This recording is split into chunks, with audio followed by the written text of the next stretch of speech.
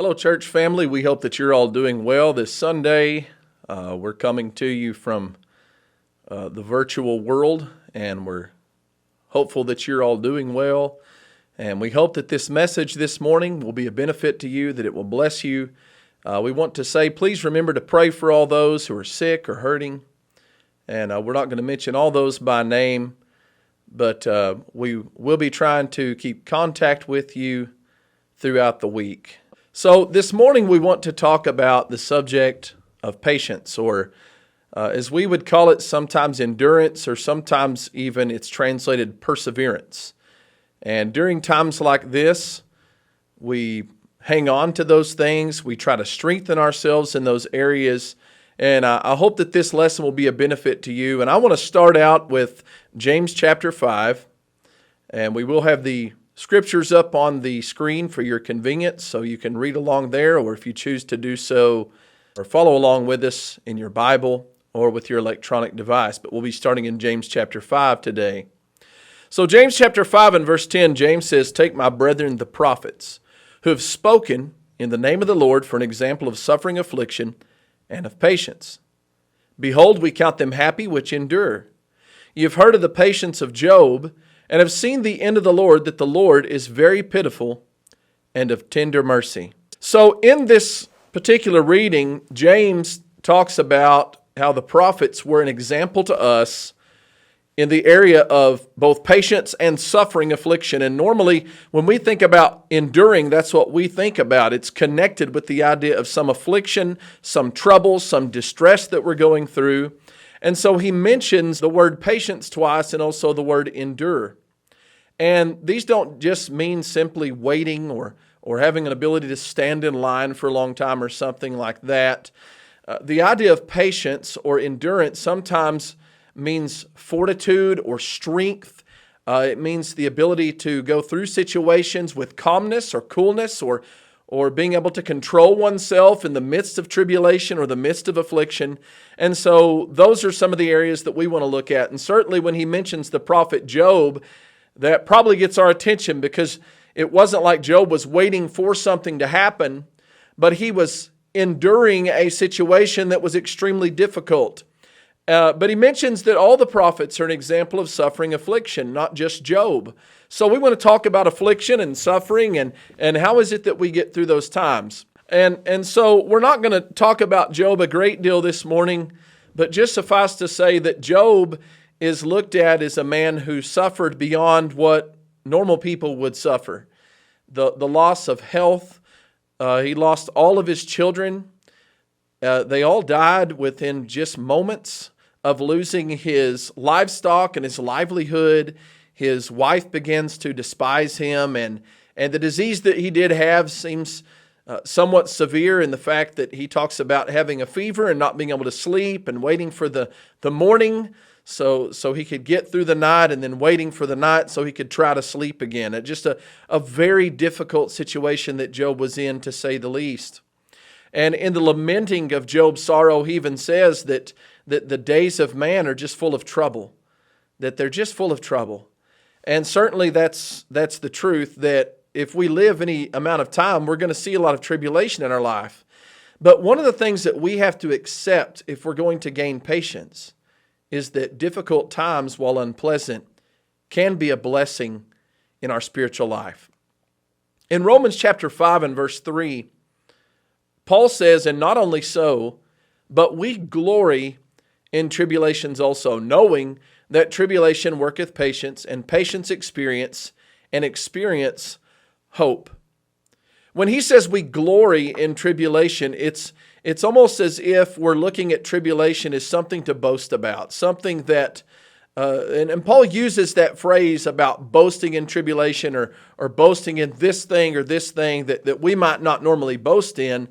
And he's kind of using that to impress upon us that we need to change our perspective about certain things in life that we would automatically give a negative intrinsic value to. And tribulation is one of those things. Nobody's going to say, "Hey, I love going through tribulation," or "bring on tribulation." But that's really what Paul is saying, is that tribulation can be a blessing, because tribulation is what produces or works patience in our life. It's not as if God is going to just pour out a vial of patience on us.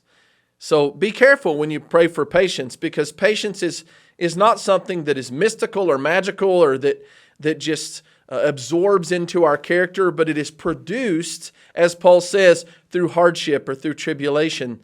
So if we're going to be patient, we have to go through tribulation in order to gain that patience. So one of the questions that I want to consider is, does all tribulation produce patience? And the answer is no. And I want to explain that. In Proverbs 1, the Bible says the fear of the Lord is the beginning of knowledge, but fools despise wisdom and instruction. So just because somebody goes through tribulation doesn't mean they're going to come out on the other side of tribulation with patience. You think about the fool, as Solomon talks about here. Fools, he says, despise wisdom and instruction. Well, fools suffer all the time, but it doesn't mean they're not going to still be a fool. So our perspective has to be correct about tribulation in order to gain patience. Even though not all tribulation works patience, what we need to ask ourselves is every tribulation, every hardship an opportunity to gain or strengthen our patience? And that is certainly true. Every tribulation we go through is an opportunity to be patient or to gain patience or to learn, or as he says here, to begin to know or understand or to be wise. And so if we have the right heart and the right attitude, every hardship can be an opportunity to gain patience. James says this in James 1 and 3, knowing that the testing of your faith produces patience. But let patience have its perfect work, that you may be perfect and complete, lacking nothing.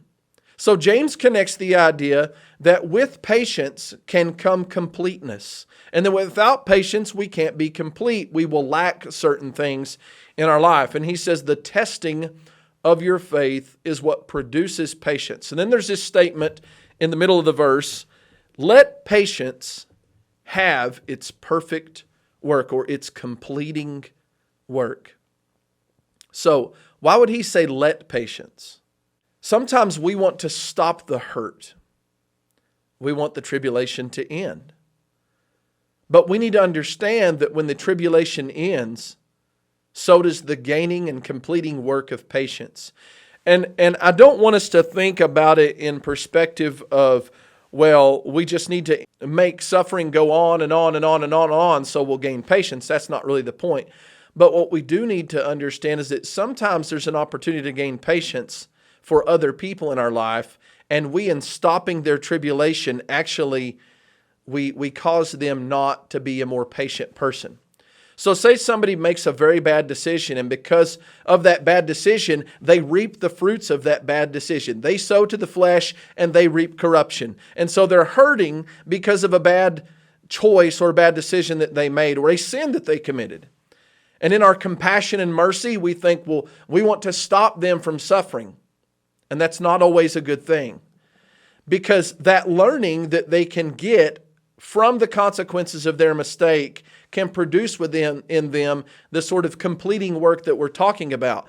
Sometimes we need to feel the sting of a bad decision in order to gain the wisdom and the understanding that is produced by patience. That's why discipline is such an effective work in our children's life. They have to experience the consequences of their bad decisions. Why? Because it helps them learn, it helps them be wise, and it also helps them gain endurance or patience or perseverance. You know, a child that is never asked or forced to work as they're growing up sometimes go out into the world and they can't keep a job because they never learned. Sometimes a parent may provide for them until they're 30 or 40 years old, and then they can't go make it on their own. Why? Because they haven't learned how to endure hardship, how to endure those situations where they're supposed to be fending for themselves, but they never learned that because someone didn't allow patience to have its completing work. So it's not just about waiting, but about strength, about fortitude, about endurance, and also about wisdom and maturity. And so maturity is another fruit of gaining and learning patience. Something else that was mentioned in Romans 5 is that patience leads us toward hope, and that hope is actually strengthened through hardship. And just revisiting Romans 5, he said, not only so, but we glory in tribulation, knowing that tribulation works patience, patience experience, and experience hope. Now, why does experience and patience lead itself toward hope? Because during the difficult times, it changes our perspective. You know, when things are going our way, when everything is right, when the bank account is full, when our health is good, when everything else seems to be lining up, all of our relationships seem to be perfect, sometimes we get a little bit too focused on the things of the world and not on the things of heaven, not on the eternal things, not on the things of God. And so some tribulation comes in our life, and it works a change in our life. It works to change our perspective toward having a more spiritual and a more heavenly perspective. And so in that way, hardship can be very valuable to us. In Hebrews chapter 6 and 18, the Hebrew writer here says that by two immutable things, that is, things that cannot change and will not change, in which it is impossible for God to lie, we might have strong consolation, who have fled for refuge to lay hold on the hope set before us. It is impossible for God to lie. And he says we can take great comfort in that. Why? Because God has made certain promises to his people.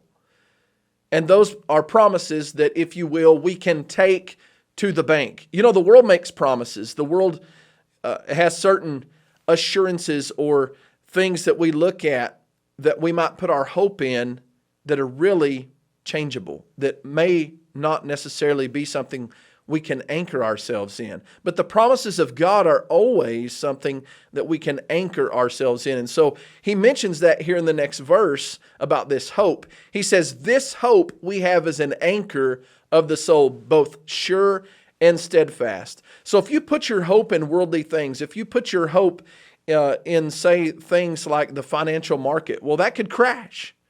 You put your hope in things like our health system. Well, you may think you're always going to have good health all your life. Well, you can be greatly disappointed by that.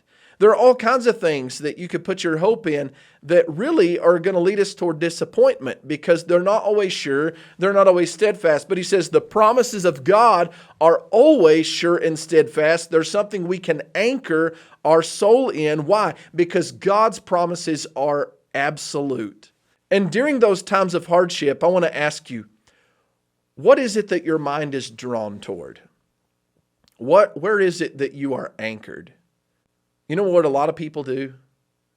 A lot of people turn to alcohol when tribulation hits. They try to anchor themselves inside of a bottle. You know what the result of that is? It just goes toward this endless cycle of trying to not feel and not think about how difficult life is. And because of that, they have to keep pouring and keep pouring and keep drinking to gain this momentary peace that really is not peace at all. It just leads toward more regret and more sorrow. You know, some people pour themselves into recreation. They get into this crazy cycle of life where they really can't find peace in their life. And so any moment that they have where they don't have to work and where they can pull their family away, they'll go off on some vacation or recreation to try to distract themselves from all the things of life. And I'm not necessarily saying that recreation can be a bad thing, but sometimes it gets out of hand because that's what we've anchored ourselves in. And again, it's not sure and steadfast. It's not something that's really going to get us through the difficult times in life. But if we trust in God and trust in His promises, and we lean upon Him for strength and for comfort during the difficult times, our hope is going to be strengthened, and our heart is also going to be strengthened because it's going to connect us even closer and closer to the Lord. Paul says this in Romans 8 and 18. He says, "For I consider that the sufferings of this present time are not worthy to be compared with the glory which shall be revealed in us. For the earnest expectation of the creation eagerly waits for the revealing of the sons of God." How is it that looking at our hope and looking at the promises of God will help us get through hardship? Well, here's one thing that Paul talks about. What God has given us is eternal. That's the promise we have, eternal life. And so difficulty in this life, we have to understand it's just for a moment. And sometimes our suffering seems incredible. It seems massive. It seems great, like it's bigger than anything else. But here's what it's not bigger than. It's not bigger than the glory that's awaiting us if we're faithful to God. And so if you think about a giant wall representing eternity, and that's the promise God's given us, the suffering is a speck on that wall. And so we get consumed by the speck when God's given us the wall. And I know that eternity really can't be represented by anything finite, but I think it at least helps us understand what Paul is trying to get across here. That suffering, no matter how big it may seem, it's not great when compared to the glory that will be revealed in us when God will change us at the resurrection. If we could just peel back the curtain for just a moment and see what God has awaiting us, don't you think it would change our perspective about the hardships of life? Don't you think it would help us to understand what Paul's saying here when he says it's just a moment? It's just a moment in time. Long suffering is another thing that is a synonym of patience and endurance. And if you think about just the word long suffering, it implies a willingness to suffer. So again, going back, not all tribulation will work patience, but when we're willing to suffer, when we're willing to go through hardship, it will produce patience. And Peter tells us we shouldn't be surprised by this. He says, "Beloved, do not think it strange concerning the fiery trial which is to try you, as though some strange thing happened to you." And I think that's our perspective sometimes. We have something bad happen and we're shocked by it. Like, wow, I didn't think God would ever let anything like this happen to me. But that's not the case. In fact, Paul said, don't think it's strange.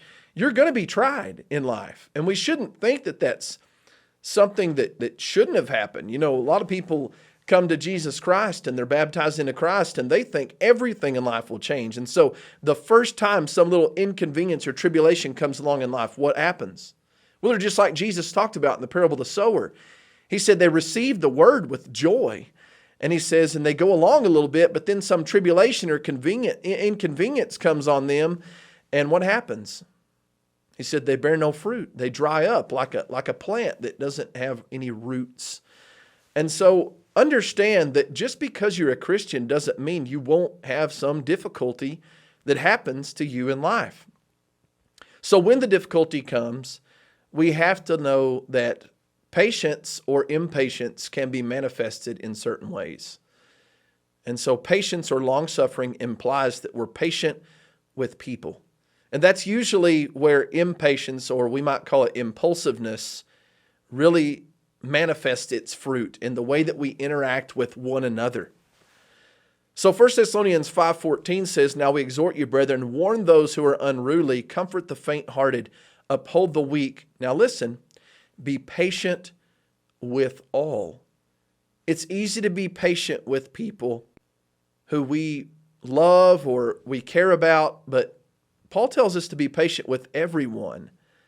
And you know, if I'm having a bad day, if I'm hurting, if I'm living my life in physical pain, sometimes it's very hard for me to be patient with people, especially when they inconvenience me or they don't understand my pain.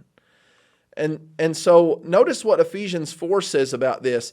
"With all lowliness and gentleness, with long-suffering, bearing with one another in love, endeavoring to keep the unity of the Spirit in the bond of peace." You know, difficulties can come on people and it can be the enemy of unity.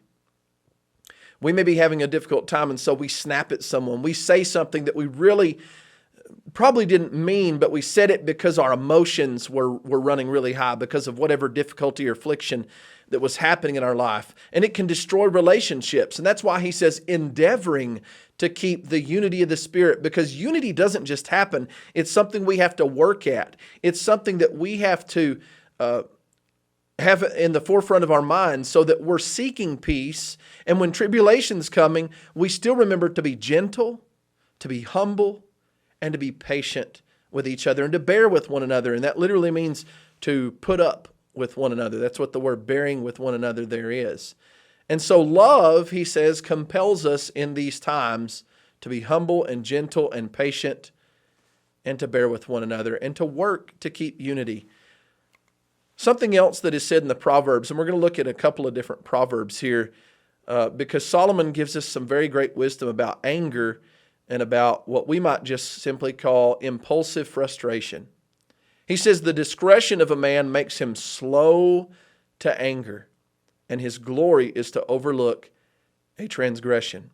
It's hard for us, especially in difficult times, to not be easily triggered by something that someone does that we may not approve of or like. And so someone says something to me and I snap. And all of a sudden my anger comes out. I pour forth this flood of anger.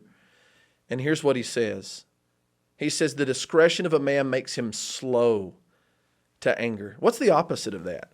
What's the opposite of being slow to anger? Hot-tempered. And so hot-tempered is a sign that we need more patience in our life.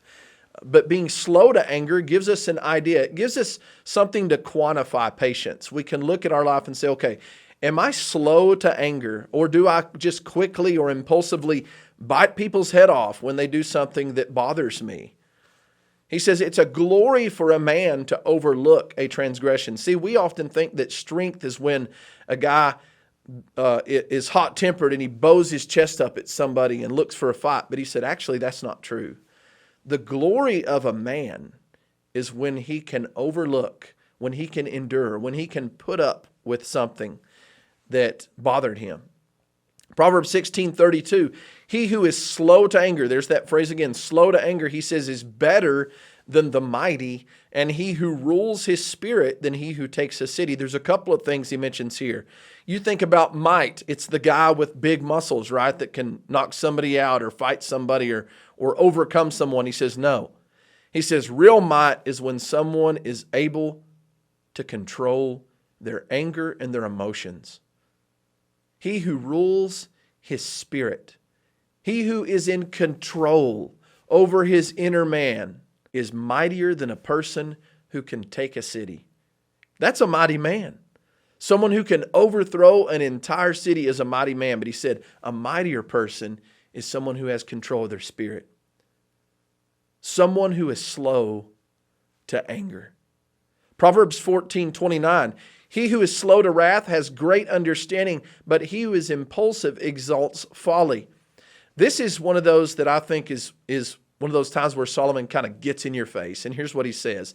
If you think that it's virtuous to be hot-tempered, and it's virtuous to be angry with someone or to try to be the alpha, we would say. He says, here's what you're doing. You're exalting foolishness. It's like we're putting foolishness on a pedestal and saying foolishness is a virtue. He says that's what you're doing. You're exalting foolishness when you're trying to be the alpha male and you're trying to show them your wrath. And I want us to think about Jesus as we close our study today and how Jesus was able to overcome his feelings and his emotions through great difficulty and tribulation. In Hebrews chapter 12 and verse 1, it says, therefore we also, since we are surrounded by so great a cloud of witnesses, let us lay aside every weight and the sin which so easily ensnares us, and let us run with endurance the race that is set before us. That's what we need to understand.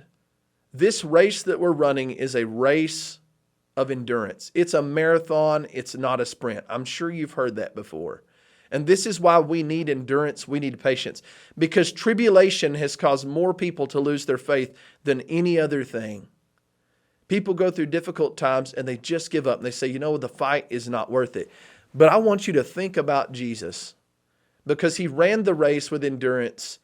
The fight was worth it. And so going on to the next verse, he says, looking unto Jesus. Why? Because he's the finish line. He says, looking unto Jesus, the author and finisher of our faith, who for the joy that was set before him endured the cross, despising the shame, and is set down at the right hand of the throne of God. So Jesus is our ultimate example. Job is a good example of enduring and going through suffering and affliction. But Jesus is the ultimate example because Jesus went through it perfectly. He says, for consider him, who endured such hostility from sinners against himself, lest you become weary and discouraged in your souls. He said, I don't want you to quit. I don't want you to give up. And so I want you to think about Jesus. I want you to consider Jesus and about what he went through and about what he endured so that you don't get discouraged. So let's think about Jesus. And I want to go back to the moments in the garden that was leading up to the suffering that Jesus went through and how he prepared himself for suffering. Because what we need to understand is that you need to be learning patience today. You need to be focusing on strengthening yourself for hardships before the hardships come, because hardships will come. Luke 22:41 for our consideration. It says of Jesus, and he was withdrawn from them about a stone's throw. And he knelt down and prayed, saying, Father, if it is your will, take this cup away from me. Nevertheless, not my will, but yours be done. Then an angel appeared to him from heaven, strengthening him. And being in agony, he prayed more earnestly. Then his sweat became like great drops of blood falling down to the ground. The first thing that we notice here in this short reading is that when Jesus knew suffering was coming, he withdrew himself and he prayed. Now, we've got the withdrawal part down pat, don't we? A lot of times when we're suffering, what do? We isolate ourselves. That's not what we're talking about. Jesus isolated himself to spend time with the Father. He was going into his prayer closet, just like he taught us to do. And going to that prayer closet, he could focus on the tribulation at hand and also focus on the God that was greater than his troubles. And so that's what he did. He withdrew himself and he prayed. But notice that he prayed for God's will to be done. And sometimes that's our problem. We're not willing that God's will should be greater than our will. But Jesus, despite what he wanted, he was going to do what God wanted. What James says in James 4 is this: you ask and you receive not, because you ask amiss, that you may consume it upon your lust. James says one of the reasons why you don't receive when you pray is because your perspective in your heart is not in the right place. You're being selfish with your prayer. And so because you're being selfish with your prayer and you're not really concerned with what the will of the Lord is, God is not giving you what you're asking for. See, Jesus' prayer was a prayer of humble submission. Even through the midst of his agony and suffering, he had a humble and submissive heart, and he learned obedience through the things that he suffered, and he prayed through that attitude. And that has to be our prayer. Go ahead, ask. Ask whatever is going on. Ask for God to take away the suffering. But understand, God may not, he may not give us what we ask for. But you think about Paul praying 3 times that the thorn in his flesh would be removed. Well, did God not love him? Was it because Paul was not living right? Because we hear that all the time. Well, the reason you're not getting what you're asking for is because obviously there's something wrong in your life. Well, you know, that may be the case, but it may not be the case. It may have nothing to do with the way you're living. It may just have to do with the fact it's not God's will. Because God told Paul no. Paul prayed 3 times and God told him the same thing every time, just like he told Jesus the same thing every time. No, that's not my will. My will is that you are going to suffer. And in the midst of Paul's suffering, God told him, my strength is made perfect in your weakness. That's why I'm not taking away the suffering, because it's making you into the person you need to be. It's making you into the person you should be. And so Paul looked back at his suffering and he was able to say, therefore, I will glory in tribulations. Why? Because when I am weak, then am I strong. We should always be praying about our tribulation and our suffering.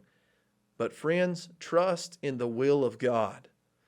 When God says no, accept his will and move on. One of the other things that might seem peculiar to us is that Jesus accepted help. God sent an angel to him. That was in our text. God sent an angel to Jesus, and the angel strengthened him through this hardship. You think, well, why is that profound? I'll tell you why it's profound to me. Because this is Jesus we're talking about. Jesus created the heavens and the earth. Jesus could speak to diseases. Jesus could speak to the dead, and the dead arose. Jesus could speak to the winds and the waves, and the winds obeyed him. There was nothing that he couldn't do. But the angel came to him in his time of trouble. Why? Because he needed help. He needed strengthening. Sometimes that's our problem. We have people that reach out to us. We have people that try to help us. We have people that try to bear our burden and help us through an affliction, and we're too prideful to let them help us. If anybody could have said, I've got this, I have the power, it was Jesus. But what did Jesus do? He accepted the help that God sent him. We need to accept that same help. The Bible says, bear ye one another's burdens, and so fulfill the law of Christ in Galatians 6:2. Another thing that we see in Ecclesiastes 4:9-12 is that two are better than one because they have a good reward for their labor. In other words, two people can accomplish more when they work together than one person.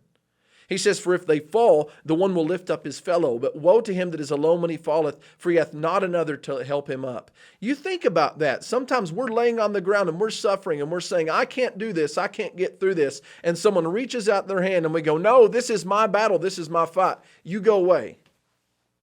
Why not let them help? And we come up with many excuses. Well, they don't understand. Maybe they don't. But here's what they do understand, that we're hurting and they love us and they're trying to help us. So let them help us. Again, if two lie together, then they have heat. But how can one be warm alone? One of the most cold feelings in tribulation is when we feel like we're all alone. I want you to think about Elijah for a moment. And after Elijah had slain all the prophets, the false prophets rather, you think about a man who just did something like that for God and think, oh man, he must have been on a high. But I'm going to tell you, that's really not how it happened. He slew over 400 of these false prophets, and then he finds out that Jezebel wants to take his life, and he goes and sits under a juniper tree, and he says, God, kill me. I mean, that doesn't sound like a conquering hero, right? He's not having those heroic feelings of satisfaction. He is feeling like, you know what? I am just done. I'm spent. I've been doing all this. I'm all alone. He felt all alone. This angel comes down, gives him a piece of bread and a cruse of water, and he takes it, and on the strength of that bread and water, travels for 40 days to this mountain. And when he gets there, he's waiting for God to give him this revelation, and God finally does. And here's what he says. Number one, you're not alone. You're not alone. I have all kinds of other people that are still serving me. So understand that you're not alone. And secondly, here's what I want you to do. I want you to go back to work. He traveled 40 days. So God could tell him, you're not alone, go back to work. You know why? Because that's what he needed. But have you ever thought about the 40 days? The 40 days of traveling? What he must have been thinking about? I think he lost his sense of purpose when he sat under that juniper tree. But when God told him, I've got something for you, I want you to get up and I want you to go. That journey that he was on changed his perspective. Once he got there, God completely changed his perspective. He said, look, I want you to go back to work. I've still got plans and a purpose for you. You still have value. Go back to work. You're not alone. Back to Ecclesiastes 4 and verse 9. If one prevail against him, two shall withstand him, and a threefold cord is not quickly broken. Here's the truth about affliction. Affliction can break us. Why would we not have as many people in our corner as possible? Listen to what he says. A threefold cord is not quickly broken. He's not talking about ropes. He's using ropes to tell us that the more people that can be in our corner and are fighting for us, the better, because we can withstand the enemy and the adversary. And sometimes that's our problem. We try to take it on our own. The last thing I want to notice about Jesus is that as his feelings intensified, so did his prayers. It says, in being in an agony, he prayed more earnestly. Pray. And I'm going to tell you something. One of the ways that we can get people involved in our suffering is to just simply ask them, pray with me. Pray for me. And then remind them every day. to pray with you, to pray for you. Do you notice a common theme here? That during Jesus' suffering, he prayed. He prayed for God's will. He accepted help from others. He prayed more earnestly. It was all about God. And it wasn't about me. Oh, woe is me, woe is me.